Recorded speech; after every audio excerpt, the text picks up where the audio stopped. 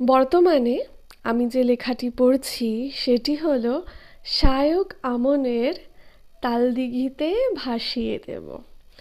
এই বইটি আমি যখন পড়ছি তখনই জানো তো এক অদ্ভুত ধরনের আনন্দ হচ্ছে, এক অদ্ভুত ধরনের স্মৃতিতে ভেসে যাচ্ছি। বইটি কিন্তু আমি পড়ছি, বইটি আমার শেষ হয়নি। শেষ হলে অতি অবশ্যই তো বলবো বইটিতে কি কি আছে কি কি নেই। তবে এই মুহূর্তে তোমাদের সঙ্গে একটি প্যারাগ্রাফ আমি শেয়ার করব। খুব ইচ্ছে করছে সেই প্যারাগ্রাফটি শেয়ার করার জন্য। শোনো তোমরা একটু। আগমনী মনে মনে ভাবে, মেয়েদের সারা জীবন কেবল ছেড়ে আসতে আসতেই কেটে যায়।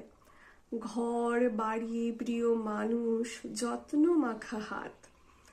মেয়েদের শহরে কেবল দূরপাল্লার ট্রেনের টাইম টেবিল।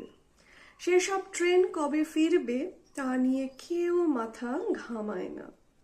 তাও স্কুল ছাড়া ট্রেনটা সময় হয়ে যাওয়ার অনেক পর অবধি দাঁড়িয়ে থাকে প্ল্যাটফর্মে। অনেকক্ষণ ধরে হুইসেল দিয়ে ডাকে নিত্য যাত্রীদের। ট্রেন চলে গেলেও সেই হুইসেল বেজে যায় আজীবন। কি অপূর্ব সুন্দর এক প্যারাগ্রাফ না? আহা গো, যখনই পড়লাম আমি তখনই আমিও ভেসে গেলাম আমার স্কুল জীবনে। স্কুল জীবন সারা জীবন বয়ে বেড়ায়। স্কুল জীবন প্রত্যেকটা মুহূর্তে ডাকে, হাতছানি দেয়। আমার এই প্যারাগ্রাফটা পড়ে আমি আমার ভাষা নেই গো। এক অদ্ভুত আনন্দে ভেসে যাচ্ছিলাম, সঙ্গে সেই আনন্দের সঙ্গে মিশ্রিত হয়েছিল একটু মন খারাপ। যখন স্কুলে ছিলাম তখন মনে হতো কবে বড় হব। এখন বড় হয়েছি মনে হয় স্কুল জীবনটা ছিল জীবনের অন্যতম সেরা এক মুহূর্ত। হারিয়ে গেছে।